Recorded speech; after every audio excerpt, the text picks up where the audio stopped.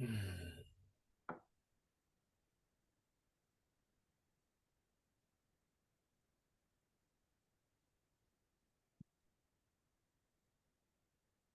can start whenever you're ready.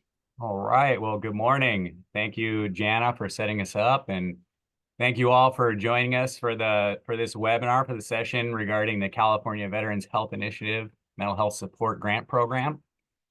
Before we get started, I wanted to introduce to you and present Deputy Secretary Roberto Herrera, who is here to welcome us and provide a few words.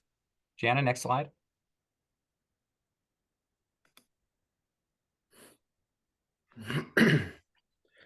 Thanks, Sean.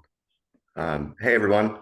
I'm Roberto Herrera. I'm the Deputy Secretary for Veteran Services at the California Department of Veteran Affairs. Thank you all so much for joining today's webinar to talk a little bit about the California Veteran Health Initiative Mental Health Support Grant Program. And I first want to just reiterate the thank you to all of you for being on this webinar, because our connection and your participation today and interest in this grant really, I feel, symbolizes a lot to where the department and the state of California has taken the concept of veteran mental health, the concept of veteran behavioral health, and really has built out a strong community-based system of care over the last 12, 14 years, and working diligently to make sure that efforts that come from the department are always inclusive of our community partners, and with the focus of everyone ensuring that the services that are being provided are targeted to veterans, as they are a special population with special needs. And we're excited to be able to provide this opportunity for our community partners as they work diligently to provide the best service possible to veterans and their families throughout the state. And one other piece of this is the focus behind it, and Sean will get into all the details and the nuts and bolts of the structure of the funding. But one critical piece of this is the goal here, in my eyes, is how are we expanding capacity, right? How are we taking what currently exists, and how are we adding to that service structure for veterans and their families? A lot of the statistics and the data regarding mental health access for veterans and non-veterans, show that there is a need for increased access, for access to peers, to access to even primary care, access to, of course, outpatient clinical counseling. So that is the focus and the intent. The primary keystone of this program is how do we continue to build upon increasing access to services for veterans and their families. So with that, I'll pass it back to Assistant Deputy Secretary Sean Johnson.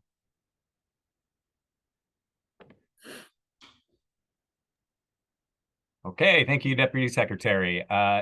Jana, next slide, please. Okay, before we get started, I'm going to kind of go over I'm going to give an overview of the program. But before that, I'd like to introduce, myself. I'm Sean Johnson, Assistant Deputy Secretary. And I'm joined by my colleagues, David Lawrence, who's the Section Chief of Housing and County Support Section, and also Alea Franklin, who is an analyst in our division and is currently working with the CVHI program.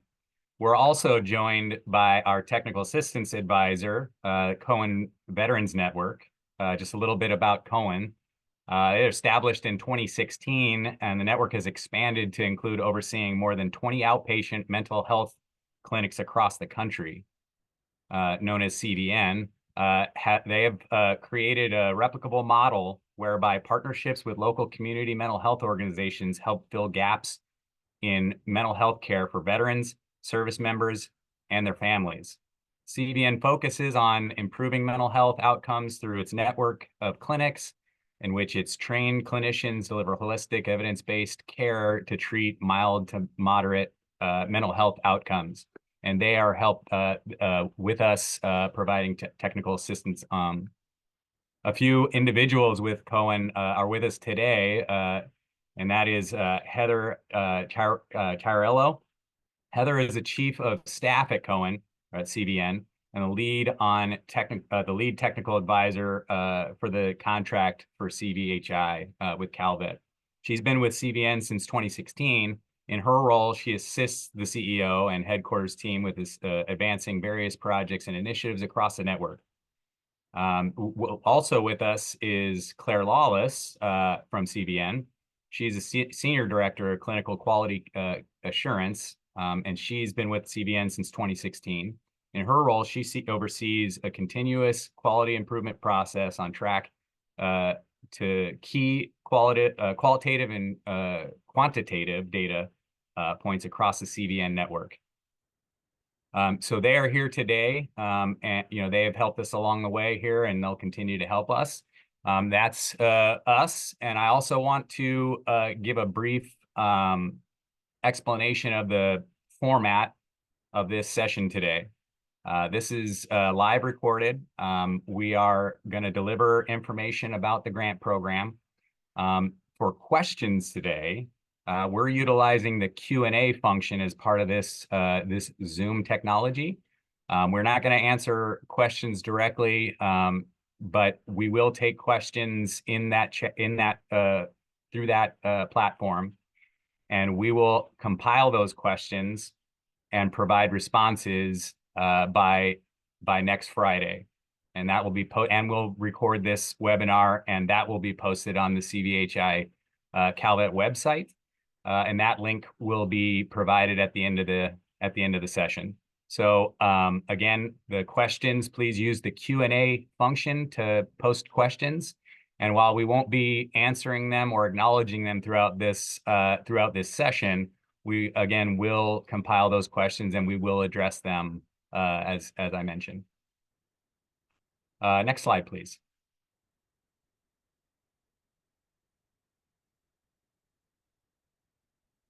So as the Deputy Secretary Herrera mentioned, we're facing several issues that are the impetus for this pilot, or this grant program, which is centered around mental health care and really focused on prevention of suicide, but mostly access to mental health care, which is currently difficult in and of itself, but even more so for veterans, and even more so for veterans who have multiple factors, risk factors for suicide, or multiple factors that complicate their mental health condition. One issue is the availability of culturally competent mental health care. There are many subpopulations within the veteran community, especially here in California, the very diverse population in our state. And our population of veterans are no different. And so it is quite important in trust building to provide mental health care in a culturally competent way. So that is one of the features that we hope to address with this program. Other issues involve just the rate of suicide, which is troubling. Certainly as far as national numbers go. Suicide rates among veterans nationally is 1.5 times higher than that of the general population. But when we think about that ratio in California, it's actually double that of the general population. So California is uniquely situated with this situation, or this problem. And veterans, of course, face exacerbated mental health and physical health challenges due to the military experiences they have, and some of the resulting issues, dependency issues, alcohol use disorder, substance use disorder. On top of those type of disorders, there's also a strong correlation with those mental health disorders and the risk factors for homelessness. But all of these things combined, risk factors, from military experience, from some of the resulting disorders in terms of substance use, risk factors involved in homelessness, all of these things heighten the risk factors and are strong indicators for suicide, which is certainly a serious issue, a growing issue among the veteran population. Majority of veterans who die by suicide are not known to the VA, which is, which speaks to the access issue. On top of that, mental health disorders are underdiagnosed at the VA, because 40% of those veterans enrolled for healthcare at the VA who die by suicide just had no diagnosis, to inform any kind of assistance or help in that regard. So very underdiagnosed, again, speaks to the access, again, speaks to some of the barriers, and we'll cover that. But timely for this program to come about. And these are some of the issues that we're facing that we're hoping to make better by way of this program. Next slide, please. Some of the solutions that you'll hear about today, get at that access, basically making mental health care more accessible by bringing it to the veterans. We've had a history of mental health care, basically setting it up as something akin to the field of dreams. I like to say, build it and they will come. Well, you make the healthcare access available, but veterans are finding it difficult with barriers and various means, or various barriers to actually access that care when it's made available. So we think that it's time to actually bring that care to veterans, really get active about approaching veterans and doing that outreach to make sure that all veterans, even veterans, of various cultural backgrounds, know that this access is that this help is available. Simply making it available has not worked. We need active outreach. Part of the solutions also is, integrating various categories of mental health care, right? I mentioned outreach, but, we also think that case management is a vital part of that, outpatient mental health care, clinical services, peer support, and even non-traditional and innovative approaches all together build this puzzle of making healthcare accessible and actually improving the uptake on mental health care within the various veteran communities. So those care categories are going to be important, as we're going to hear throughout this presentation. You're going to hear a whole lot more about those categories, and that's really the core of what this grant program is about. When you apply to this program, you're going to really give us your take on these categories, right? Of course, outreach is going to be the centerpiece and the required piece. You're going to sort of use these categories to build out your proposal. Next slide, please.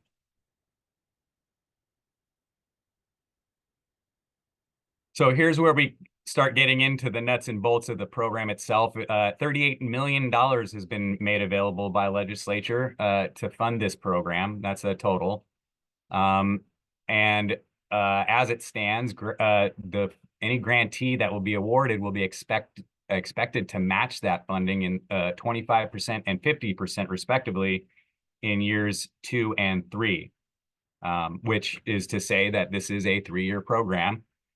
So if you apply and you are awarded a grant, you can expect to provide services with the grant funds for a period of 3 years. The application process is competitive, and I'll get into that in just a second here. But you with your applications, you'll propose a service delivery model that uses those 5 categories that I mentioned on the last slide. If you are awarded a grant, then you can expect regular engagement with Calvet, which includes data collection and reporting. And again, we'll get into that a little bit later too. Next slide, please.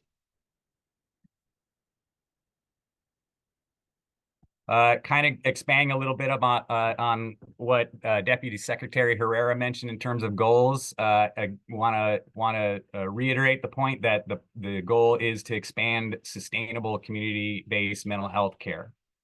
Expanding meaning, of course, that is not a controversial word. We want to expand what is currently available, right? And so with these grant funds, you'll do just that. Right. Some programs, some applications may come in with, seeking to expand what they already do. We anticipate some applications to establish something new that they intend to do. Right. One way or another, those various forms will expand our mental health care capabilities in California. Also, we want to expand and maximize awareness of culturally competent early interventions and support, right? And so this gets at the cultural competency piece, but also the access piece, and really making awareness the centerpiece for those veterans who face barriers, barriers of all sorts, geographic barriers, ethnic, racial barriers, religious barriers. These things are real barriers that we need to overcome. And so part of the proposal that you'll put together will explain how you intend to do just that. Right. Another goal is equitable distribution of funding. And we'll get into that in a second as well, but we want to really focus this funding and get it all around California for that purpose of maximizing awareness. Next slide, please. So the application process, it will, of course, involve you getting a copy of the NOFA if you hadn't already. It's available on the calvet CVHI website. That NOFA provides all the relevant information that you'll need to apply, including the a link to the application form, which is also something you can find on the website. You'll want to, begin, if not already done so, begin preparing supporting documentation for the minimum qualifications. There's a list in the NOFA that, in that regard, and David will expand on that later in this presentation. You'll complete the application form. That's again available on the website, and that application includes some narrative explanations of your proposal. Right, you'll hear about the categories from Alea, the service categories. You'll also hear from her about positions that can be funded with this grant fund, with the grant. And so you'll use the narrative, you'll use that application to really expand on that and really give us an idea of what you intend to do with the budget template, which is also something that you can find that on the website as well. But you'll complete that and you'll submit it by July 12th, which is a little less than a month away from now, right? Very important. There's a 50-page maximum maximum page count, right? So the narratives that you'll see, the application document provides space for explanation. Some of the supporting documentation and narratives in that respect can sometimes get lengthy. So be mindful of that 50-page maximum page count. Rating and ranking of the applications when we get them in will involve a 150-point scoring protocol, which you'll hear more about from David a little later as well.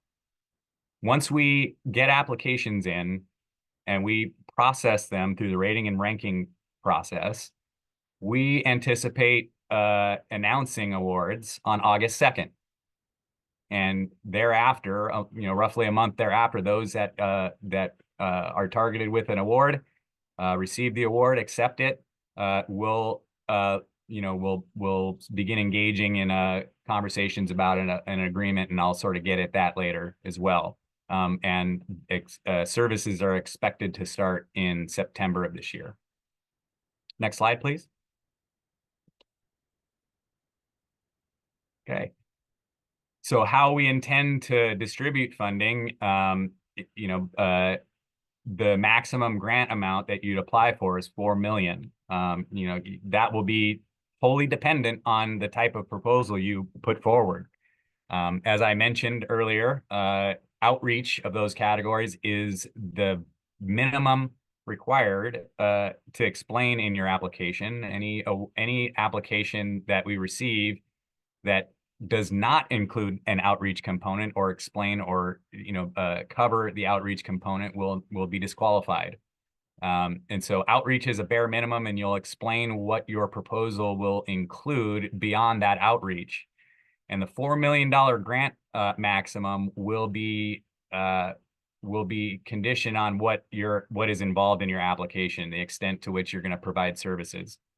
Right. So each all the applications that we receive, we're going to put those into 8 different buckets, and you can kind of, it's not a very good picture, but of our link map here, local interagency network coordinator map.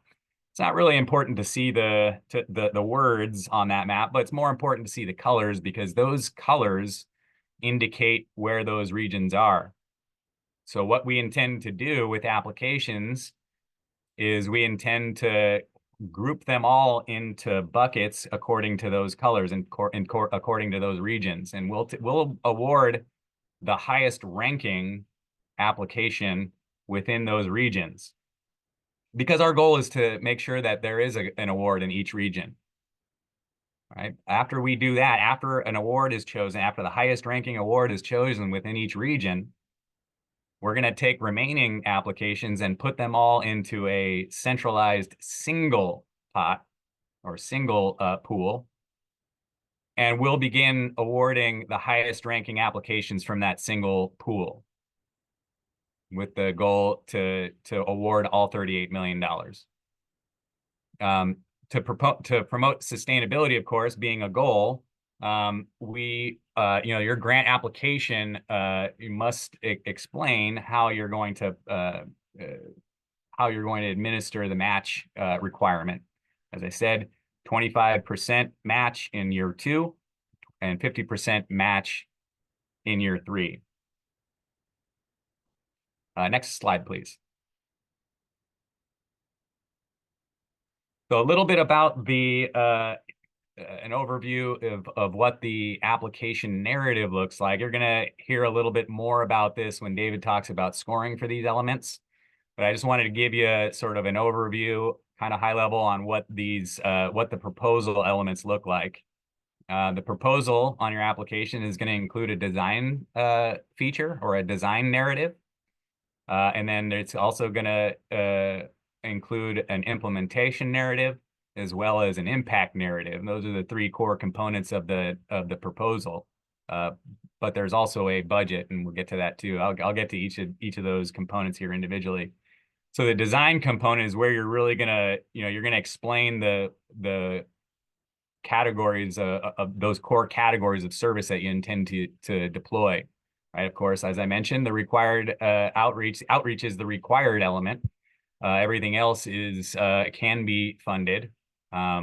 So with outreach, you're gonna explain to us how you're gonna reach veterans who face those barriers. Right.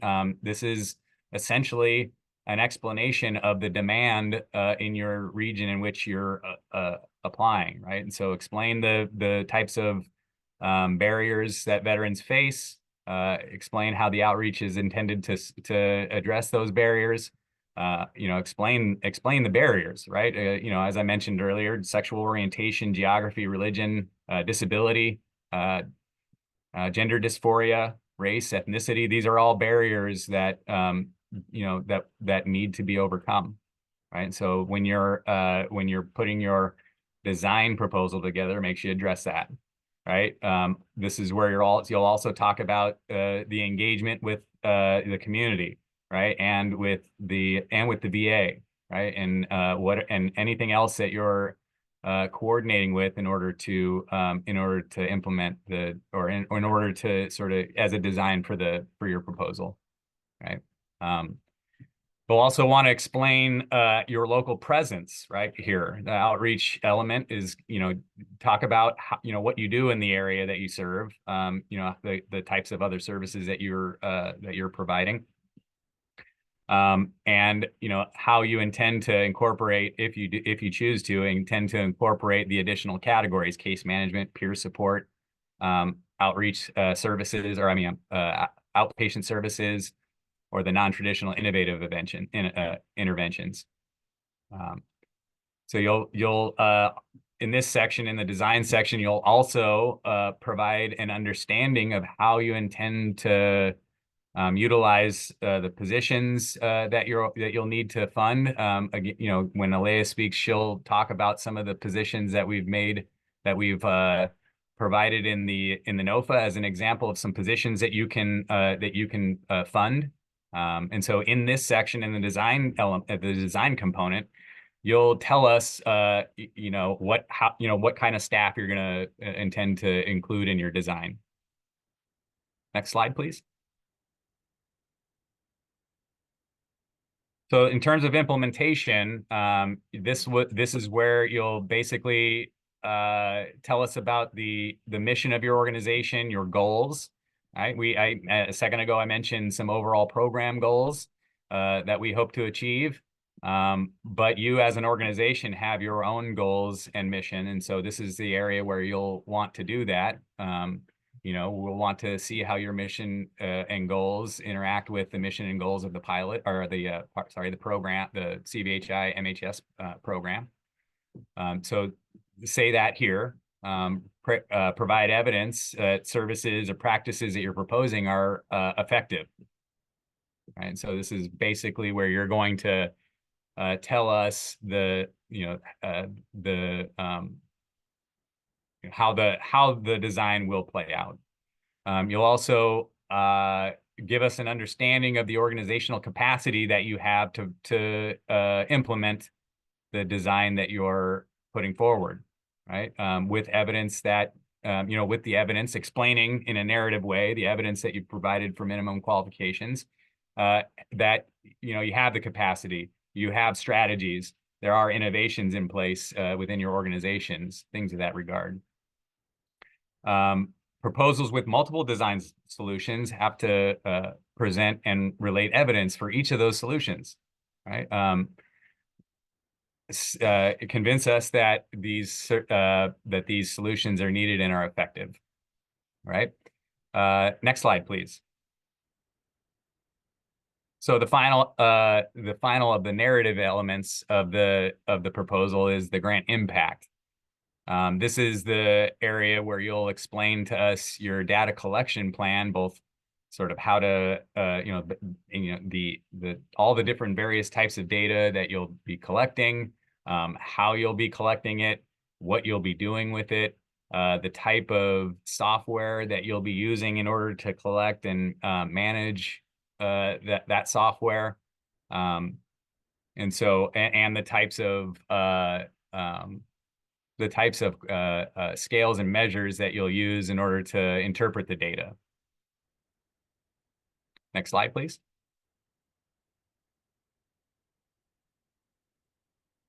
As I mentioned, there's also a service budget, a budget template on the website accessible to you. This is a document that's a required piece of the application. With it, you'll essentially list and identify all costs. 15% of the grant fund is available for indirect costs. When we talk about expanding mental health care, and as a goal, it would then not be a surprise that we're asking for no supplanting of funding that's currently in use. This is a question, and by the way, we've received some questions through our formal process, and by the end of this session, we'll address those questions also. But supplanting this issue of supplanting was one of the questions that we had addressed in those answers, those responses. So no supplanting of funds that are currently in use for your existing program resources. Make sure that the budget is consistent with the level of the proposed service, right? If you're proposing outreach, then your budget is going to really tell us about the resources that you'll use to do that outreach. If it's going to include outreach and case management and peer support, well, the budget will tell us about the resources needed for those things. There's also a space on the budget for you to identify all the contracted services that you'll use. So go ahead and identify those in that space provided. At the tail end of the budget template, there's space for you to provide narrative description of the costs in those provided spaces. So please use those spaces to help provide some substantiation around the costs. Next slide, please. And in terms of monitoring, if you're awarded and if you apply and you receive award, you'll be looking at entering into an operating agreement with Calvet, essentially solidifying the proposal, establishing expectations, establishing reporting standards or reporting requirements, and establishing sort of the regular contacts and things of that nature. So as I said earlier, as a grantee, you can expect regular contacts, meetings, informal contacts. We may develop a protocol for site visits. So those types of things should be expected in advance. And we'll make sure that those things are all well understood as needed. And so on that note, that's essentially the core of the grant program. Next slide, please. And so from this point, we're going to, basically substantiate a lot of the core components of the program, staffing, and I'm going to turn it over to Ms. Franklin to start on that. All right. Thanks, Sean. Hopefully everybody can hear me. You can go to the next slide, Jana. All right, so outreach. Outreach to veterans who are underserved is required to be considered for funding. Outreach must include active and ongoing collaboration with Calvet local interagency network coordinators and county veteran service officers, as well as private agencies and/or organizations providing mental health services to eligible individuals and their families in the area to be served by the grantee. This can include vet centers, local mental health and emergency or urgent care departments in local hospitals or clinics. Grantees are required to have a presence in the area to meet with individuals and organizations to create referral processes to the grantee and other community resources.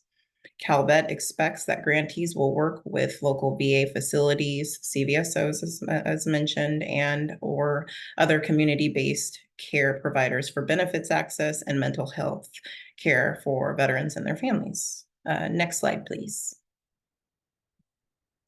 All right, so case management.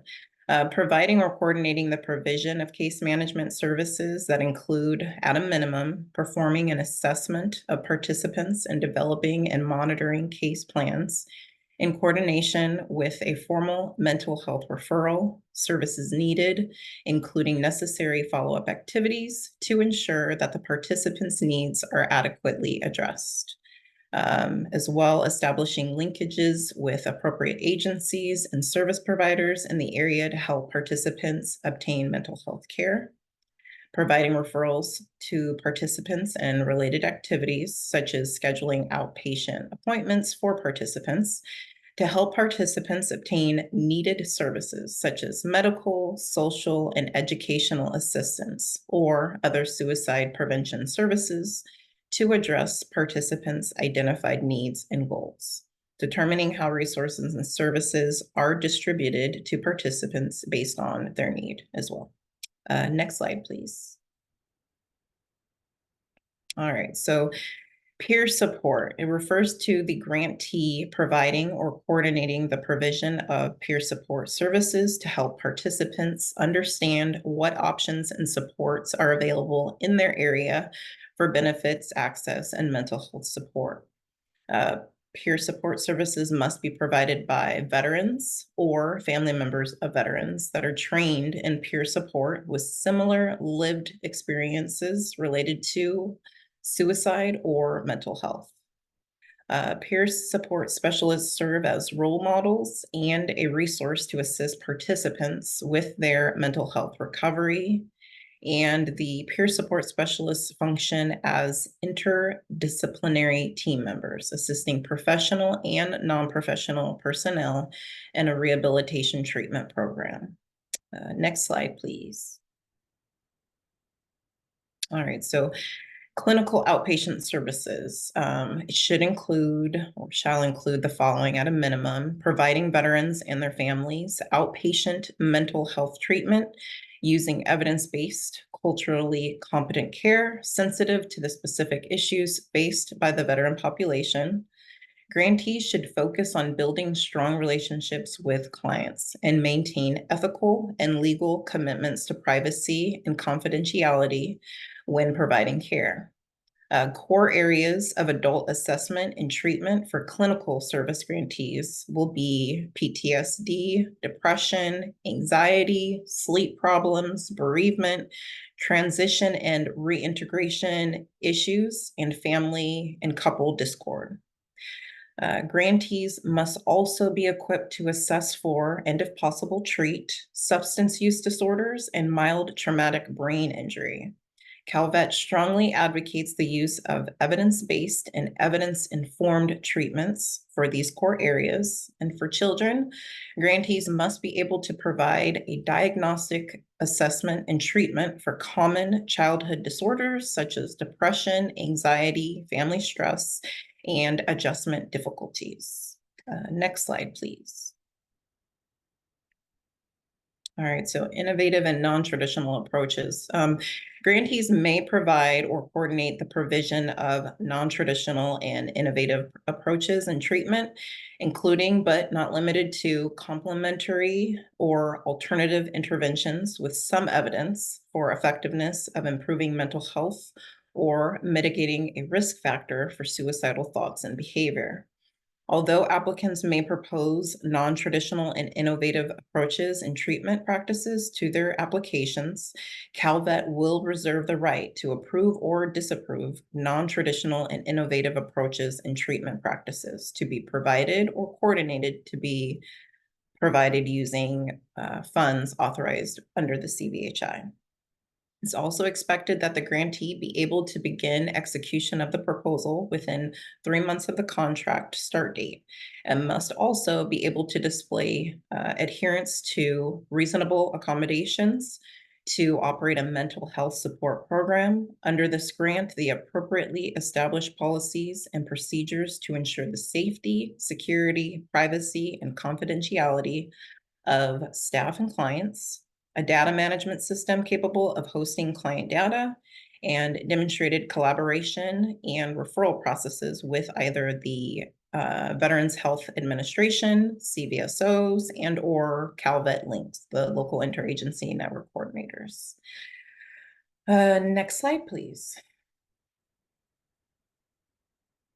Okay, so some examples of the types of positions that are going to be funded. First up, we have a CVHI specialist. Some of the examples, I should say, of the responsibilities can include ensuring that the program maintains compliance with the funding agreement established with Calvet, monitoring the fiscal operations of the grant to ensure monthly expenses are accurate, coordinating the managed care billing process, managing local relationships with third-party insurance, and ensuring that services provided are in compliance with contractual and reimbursement policies. Additionally, maintain and monitor all financial records to ensure accuracy, completeness of data, and compliance with state and federal rules and regulations.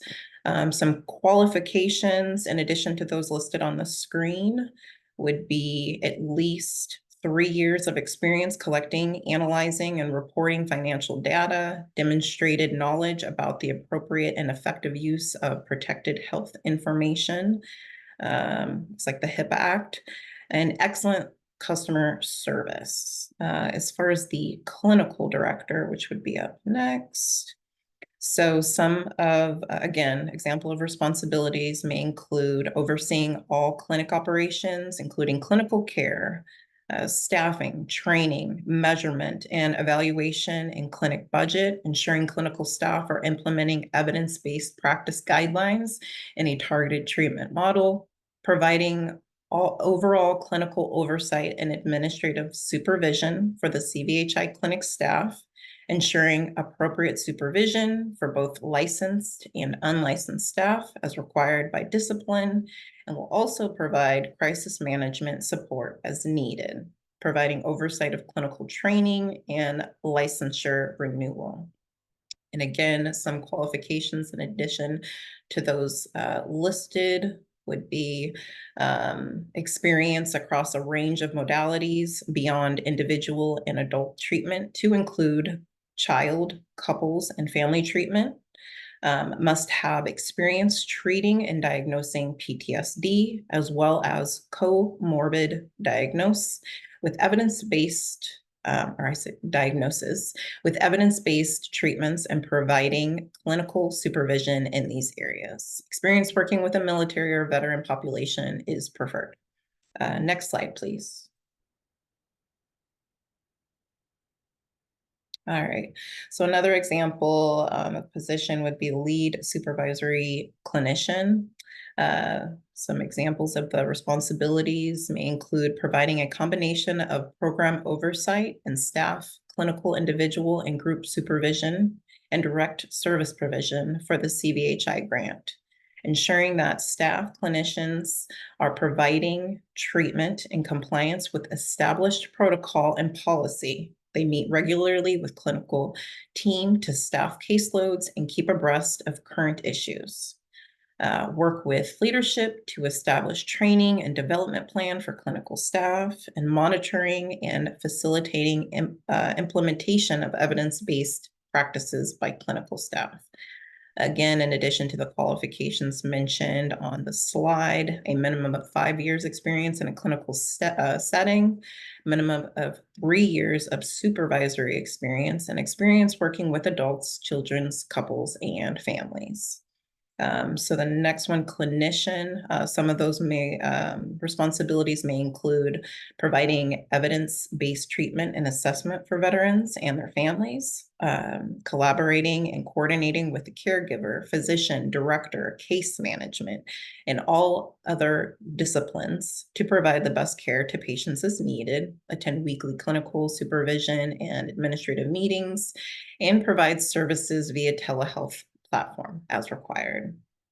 Some of the qualifications, in addition to those listed, having and maintaining a current license to practice psychology, social work, counseling, and/or marriage and family therapy, and working knowledge of Outlook, Word, and Excel, PowerPoint, and Access would be a plus. Next slide, please. Okay, so associate clinician, some of the responsibilities listed would be therapist, ACSW, AMFT, APCC, or similar. Under the supervision of a licensed clinical supervisor, will provide mental health services, including but not limited to individual and/or group counseling, clinical intake evaluation, crisis intervention, parent and child therapeutic activities, community presentations, and clinical case management. Eligible staff will gain supervised clinical hours for licensure and provide diagnosis and assessment under supervision. And as far as qualifications for, okay, there's no qualifications for that one. Because the prescribing provider, some of those responsibilities may include being responsible for the diagnosis and treatment for psychiatric disorders on a collaborative interdisciplinary clinical team, provides medication therapy and medication education as required, maintains an active role in interdisciplinary team meetings to discuss evaluations and diagnostic formulations, and to assist the team and the patient to develop an appropriate plan of service, conducts mental status examinations, and completes timely documentation of treatment and recommendations in electronic health record.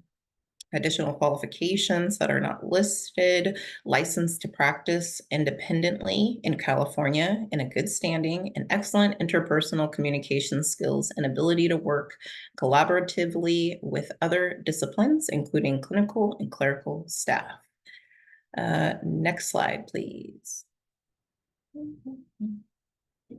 Okay.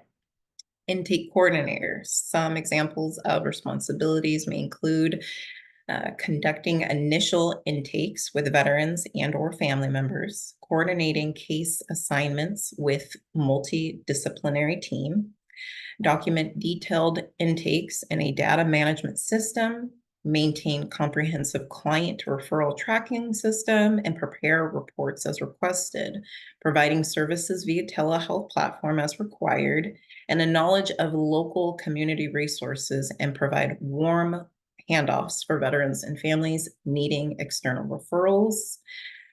Some additional qualifications not listed on the screen: working knowledge of MS Office and experience and knowledge of de-escalation techniques.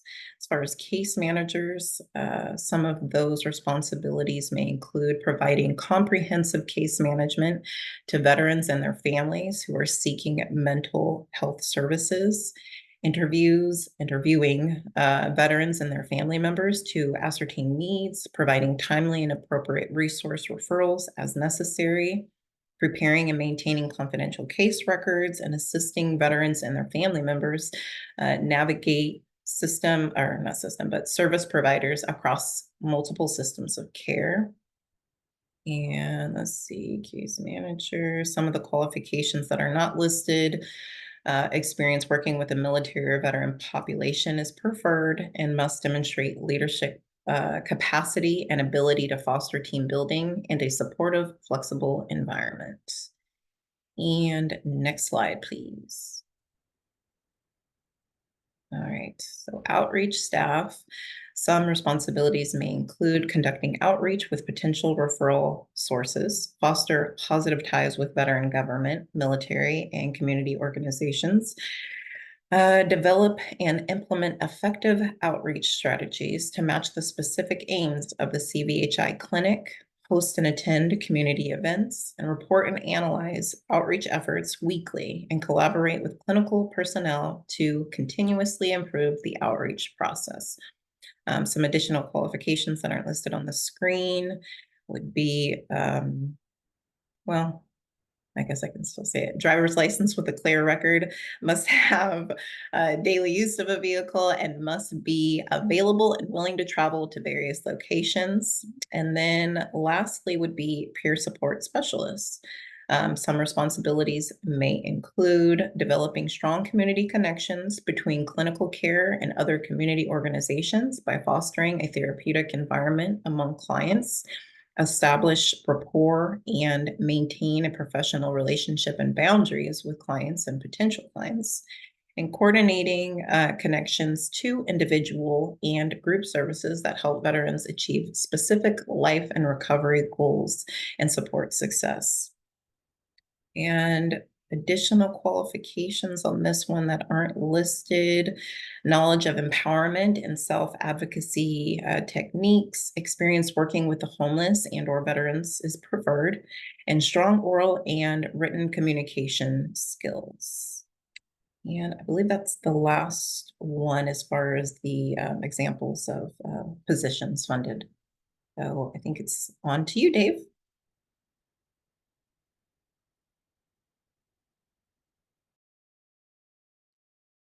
All right, good morning, everyone. Just a quick warning before I start. I am at the tail end of a sickness here, and I break out into spontaneous coughing fits. So if you see me suddenly mute myself, it's because I need to cough, and I don't want to put you folks through that. So my name's David Lawrence, and as Sean mentioned earlier, I'm a section chief at Calvet. I'm going to go over the minimum qualifications. I'm going to touch on the scoring, and then I'm going to review the Q&A that we posted last Friday, just in case there's any interested applicants on this webinar that have not had a chance to review the Q&A. So with that said, next slide, please, Jenna. All right, minimum qualifications. The applicant must be a nonprofit organization exempt from federal income taxation and meet the requirements of Article 2, Chapter 1, Part 2, Division 2, Title 1 of the Corporations Code. In short, your organization must be a federally recognized 501c3 or 501c19 incorporated in California, incorporated to do business in California in order to apply for a CVHI grant. We received some questions from interested parties that were not nonprofit organizations. Unfortunately, only nonprofit organizations, specifically 501c3s and 501c19s, are eligible to apply for CVHI funding. So what is acceptable evidence of nonprofit status? How do you prove that you're a nonprofit? You can provide a copy of a currently valid IRS tax exemption certificate. You can provide a reference to your organization's listing in the IRS's most recent list of tax exempt organizations.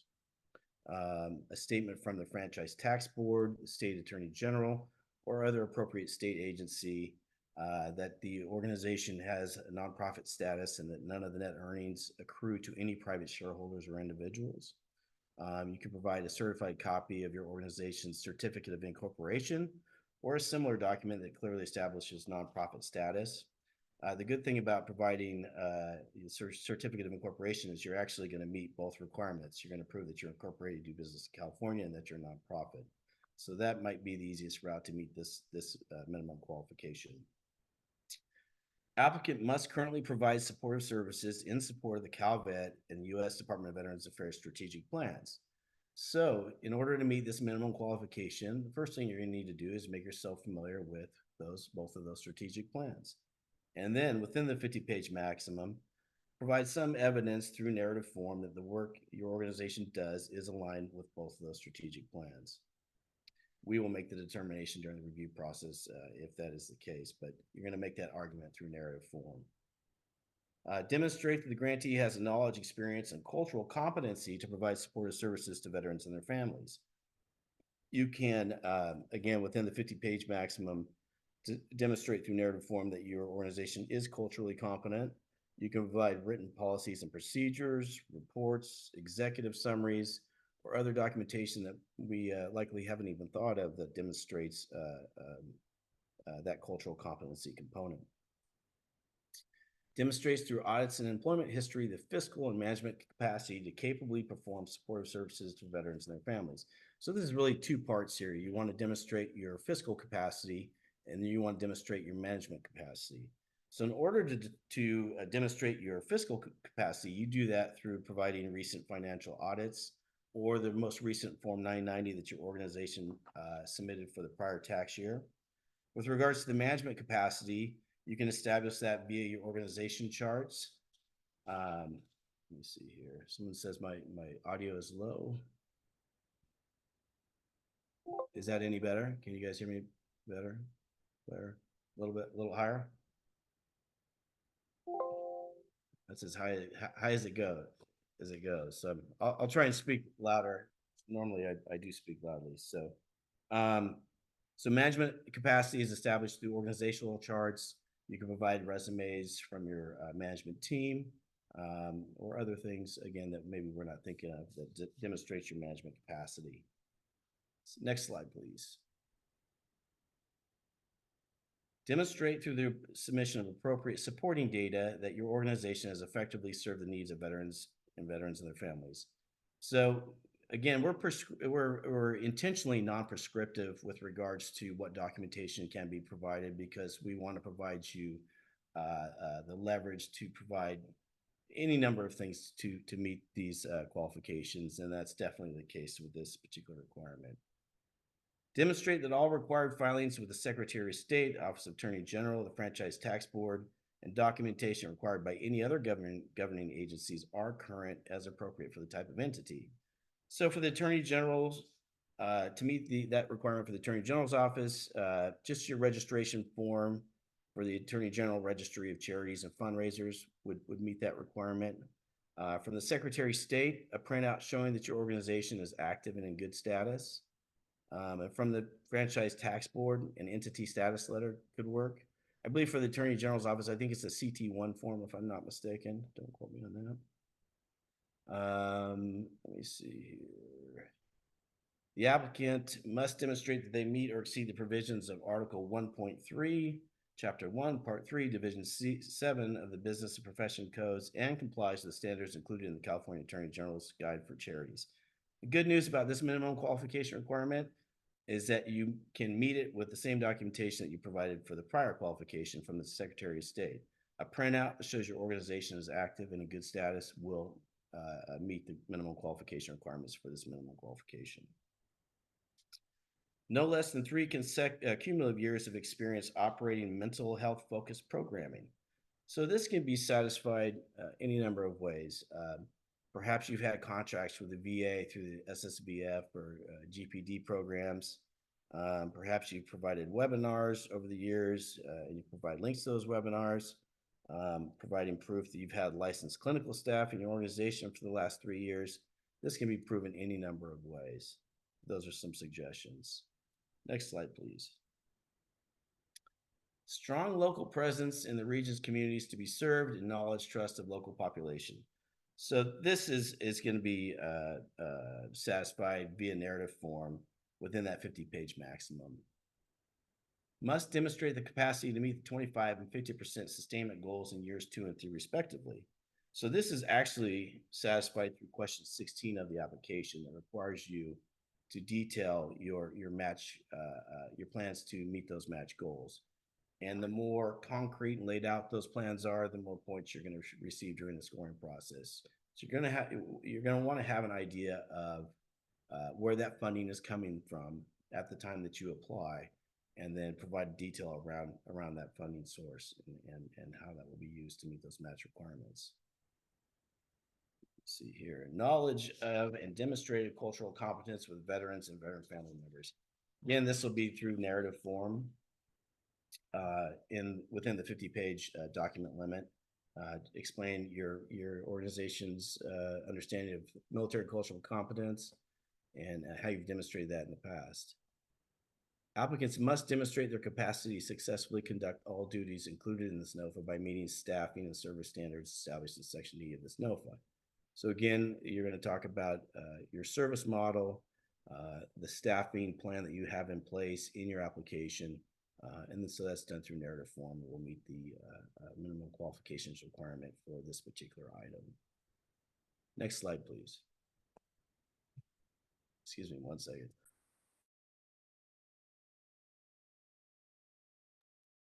Sorry about that. Okay, so as Sean Johnson mentioned earlier, there's 150 points possible with regards to the application scoring matrix. Background, admin and staffing, and sustainment are about 1/3 of the total points. The other 2/3 are this section in the middle about your proposal, the design, the implementation, and the program impact. So really the meat and potatoes of your application needs to be program design, program implementation, and program impact. That's not to say don't put much effort into background, staffing, sustainment, because those are points, areas of points, and you're going to want to address those areas, but really the bulk of it's coming from those 3 in the middle. Next slide, please. So background, provide an overview of your organization, its operational history, services you provided. If you have a current strategic plan for your organization, provide that at the time of application, or at least touch on that or the components of that. And you must provide an organizational chart. Next slide. Administration and staffing. Describe your recruiting or staffing capabilities.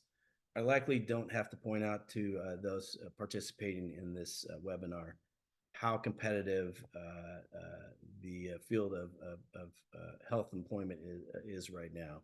We have another grant program that provides funding for different medical positions, and finding people, hiring people, and retaining people is one of the real challenges of that program, and likely will or could be as well with this. So clearly describe, this is something we're going to pay close attention to, how you plan to recruit and staff in support of your grant. Most recent management letter from the organization's external accountants showing good standing is attached. Pretty self-explanatory. And then the most recent IRS Form 990, which was mentioned earlier as an item that can be used to meet one of the minimum qualifications, must be provided. Next slide. All right. So program design proposal. Describe the purpose of the project, including a clear statement of its goals and objectives. Clearly identify the approaches and positions detailed in Section E of the NOFA that have been selected to be funded through the program. So what's the purpose of your project? What are the goals and objectives? And how are you going to meet those goals and objectives through the positions that you plan to fill? Describe how participants are identified and engaged in the program. How are you going to find your program participants? Clearly explaining it's almost like a marketing plan, if you will, how you plan to find participants in your program, for your program, and keep them engaged in your program using our grant funds. Describe the geographic area identified in Section D of the NOFA that the program will serve, and any significant factors that your organization has contributed to the needs of veterans in the area. Address any barriers or existing service gaps to accessing the program by any segment of the target population. Where available, use local data to support the extent of the need. So again, I know we receive a lot of questions regarding geographic areas, submitting a multi-regional application, single applications for different regions. I'm going to touch on that a little bit during the Q&A, but you're going to want to go into some detail with regards to the geography of the area you intend to serve. Next slide. Program implementation. So identify the services and practices that you propose to implement and discuss how those address the purpose and goals and objectives of your proposed project. Include the source of your information. Discuss the evidence that shows that this practice is effective with your target population. So these need to be evidence-based practices. Provide some information around the evidence in support of the practices that you want to employ. A detailed description of your organization's capacity to provide various engagement strategies and innovations to enhance mental health care delivery. Again, this speaks to capacity. We touched on capacity a little earlier. That's more fiscal management. This is more around how you're going to engage potential interested parties for your project. Document any evidence that practices you have chosen to implement are appropriate for the outcomes you intend to achieve. If the program has multiple components, each component should be listed and clearly described in detail. So describe any evidence that the practices you have chosen to implement are appropriate for the outcomes you intend to achieve. So really, this is kind of the giggle test, you know. Here's the evidence, and this is why we think we can achieve the outcomes that we say we're going to achieve. So you're going to want some backup information about in support of that. Spelled out within the narrative portion of your application. Next slide, please. Program impact. Describe your plan for data collection, management, analysis, and reporting. Sean went into the data piece earlier in the presentation, so I won't go into further detail about that. But describe how you're going to use the data to manage the project and ensure continuous quality improvement. And describe and provide a rationale for the anticipated impact the proposed project will have on your veteran community. Next slide. Description of resources your organization plans to dedicate to meet the sustainment goals for this grant. So I mentioned earlier, question 16 of the application is specific to sustainment or match, if you will. Where you're going to get your match funds in year 2, the 25% you need in year 2, the 50% you need in year 3. And the more fleshed out your plan is, the more points you're going to receive in the sustainment section of this application. Next slide.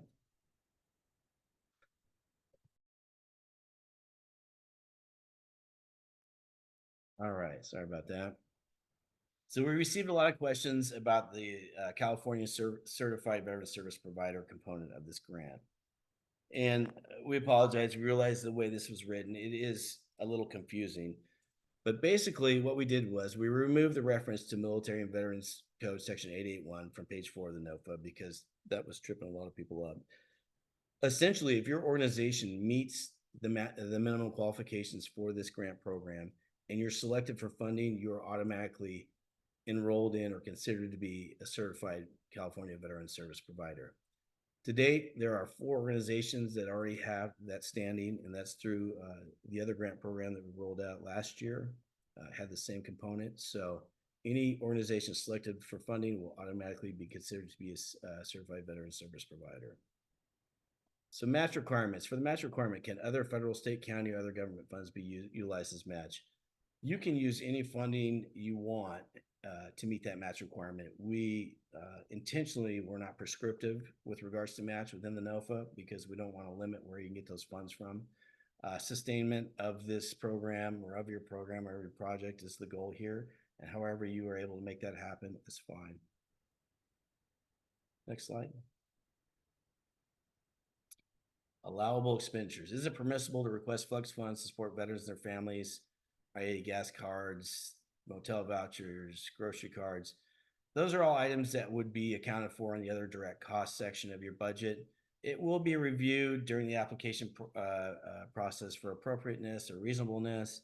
You just want to ensure that you're not taking the bulk of your funds and buying Uber cards and grocery cards and things like that. But we understand that these are items that are needed and will work towards the well-being of a veteran or their family members. So definitely something we will consider, will be looked at, but throw those costs into the other direct cost category. Is it mandatory to have a prescribing provider as part of the outpatient clinical care program? No, the position is not required, but at a minimum, you should have a referral source in place should a patient require that level of care. Next slide. So indirect costs. So we recognize that in the original version of the NOFA, we had lumped together equipment, supplies, and indirect costs into a single category, which in hindsight doesn't make sense because any equipment or supplies that you buy in support of your project would be direct costs, not indirect costs. So we removed the language in the NOFA that lumped those two together. As you likely know on the budget form, there were already separate categories. So it was just a matter of eliminating a sentence within the NOFA that lumped those items together. And so we did that. Next slide. Minimum qualifications page limit, as has been mentioned throughout this, there's a 50-page document limit applies to your application. So ensure that you don't go over that 50-page limit. Supplanting versus supplementing. Sean touched on this. This is something that's really very important to us in most grant programs released by the state of California. The purpose of this planning provision is to ensure that your organizations don't reduce funding that you currently have in place and simply replace it with this funding. That's not moving the needle. That's not providing additional services. That's just swapping fund sources. So it is imperative that you do not replace existing fund sources with these CVHI funds, that these are used to enhance existing services or provide new services to veterans and their family members. Next slide. A lot of questions around geographic targeting, and I think really where we landed on this is if you're an organization and you want to serve more than one region, but the services that you're going to provide or the scope of your application is going to be same for those multiple regions, for those different regions, we would like you to submit one single multi-regional application. We don't want one region for each application if the services and scope are going to be the same. Now, if the services you want to provide in one region are different than the services you want to provide in another region, or the scope of your application is different for both those regions, in that situation, you would provide or submit an application for each region. Next slide. There was also a question about partial funding. there is a possibility that we could issue partial funding. That's at the discretion of the deputy secretary. And that's once we've, funded all regions, if there's some funding remaining and we have the ability to, and someone can operate with partial funding, we will issue an approval for partial funding. Again, this is regards to geographic targeting. Question 10, I've already answered that. Question 11, can funds be used to provide telehealth services in multiple regions? Is it okay to submit separate applications for multiple regions, even if some expenses are billed to the grant or centralized in a different region? Yes, funds can be used to provide telehealth services in multiple regions. Separate applications are acceptable, again, if the scope of each application is different. My guess is if you're providing telehealth services in multiple regions, the scope of your application is going to be the same for those regions. So that would be a situation where you would submit a single multi-regional application. Next slide. And that is it. That's the end of our overview of the CVHI grant program. I believe Sean mentioned at the front end that any questions submitted today will be addressed in a release next Friday on our website. And we're going to continue to update the Q&As as we go through up until the application deadline as questions come in. I know I've received several emails from individuals with questions directed to me that I can't answer. And the reason I can't answer that directly to you is any information provided to one organization that isn't provided to the other organizations or isn't provided at the same time that it's provided to the first organization could be considered as providing a competitive advantage to an applicant. So while I'm sure that's frustrating when you submit applications or questions to CVHI email and you don't get direct responses, that's why you're not getting direct responses. We want to ensure a level playing field for all applicants. So I can't provide you information in advance of providing everybody that information. So we will continue to update the Q&A throughout this process. On behalf of Calvet, Sean, Deputy Secretary Herrera, and Alea, and the folks at CVN, I want to thank everybody for joining us today. I want to wish you all luck in your applications. And that's the conclusion. Thank you, everybody.